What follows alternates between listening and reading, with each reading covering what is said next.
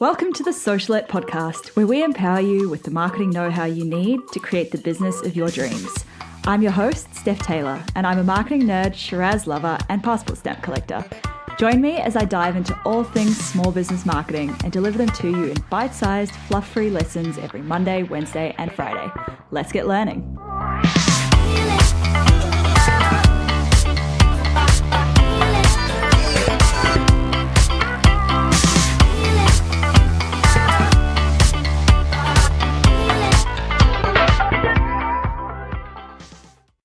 Hey, welcome back to the Socialette podcast. This is episode 59, and today we're looking at what the heck content marketing is. This episode is brought to you by Audible, so you can listen to books anytime, anywhere with their convenient app and their huge selection of audiobooks. And if you head to stephtaylor.co/audible, you'll get a free 30-day trial, which includes one free book of your choice. That's at stephtaylor.co/audible. All right, so content marketing has been a bit of a buzzword over the last couple of years.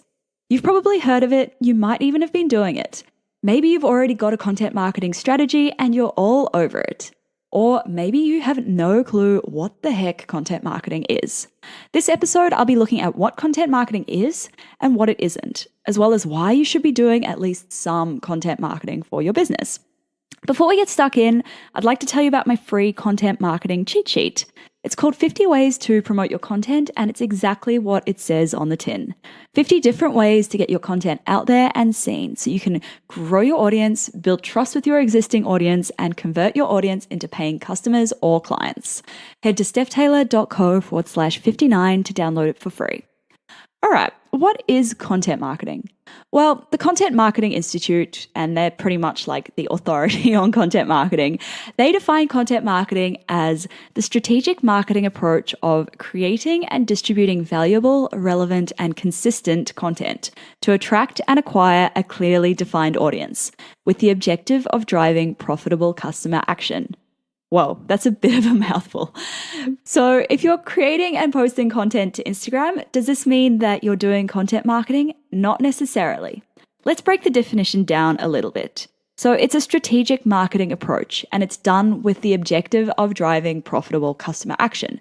So basically, content marketing is something that fits into your bigger marketing strategy, and it should tie into your bigger business goals.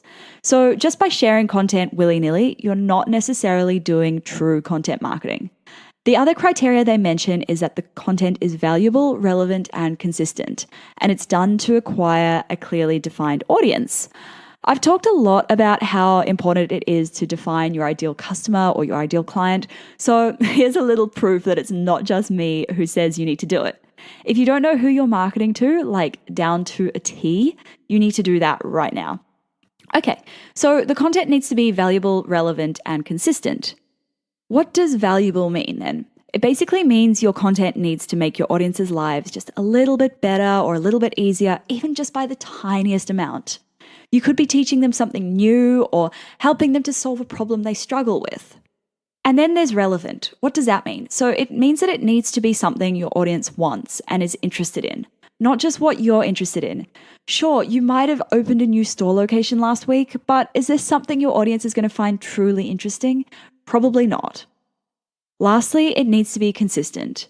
Just like you don't get abs after one gym session or one day of eating clean, like I wish you did, but you won't, you won't see results by publishing one piece of content.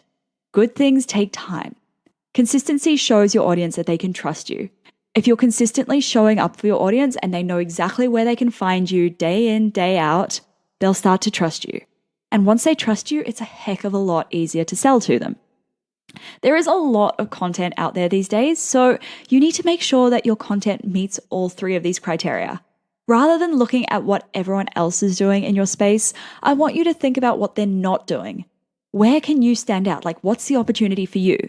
For example, this podcast. Every man and his dog in the business podcasting world has an interview-style podcast with 30 to 45-minute long episodes. So I went and I created a bite-sized episode format podcast. And the fact that you're listening to it right now means that it's been a success in my eyes. What are a few common types of content? Well, social media posts are one pretty common form of content, whether it's a photo, a video, a quote, whatever it is. Yes, it's content. YouTube, IGTV videos, Facebook Lives, Instagram stories, blog posts, podcast episodes, email newsletters, webinars, they're all forms of content. And there are a lot of different types out there. But just because there are a lot of types doesn't mean you need to be doing them all. In a few episodes' time, I will look at how you can choose which types of content are best for your business and for you personally, like your strengths and everything. So stay tuned and hit subscribe so you don't miss that episode. Next episode, we're looking at where content marketing fits in with your marketing strategy. So make sure you stay tuned for that and hit subscribe. If you haven't left a rating or a review yet in iTunes or Apple Podcasts, please, I would love it if you could do that. That would make a huge difference. Thank you so much for listening. Catch you next time.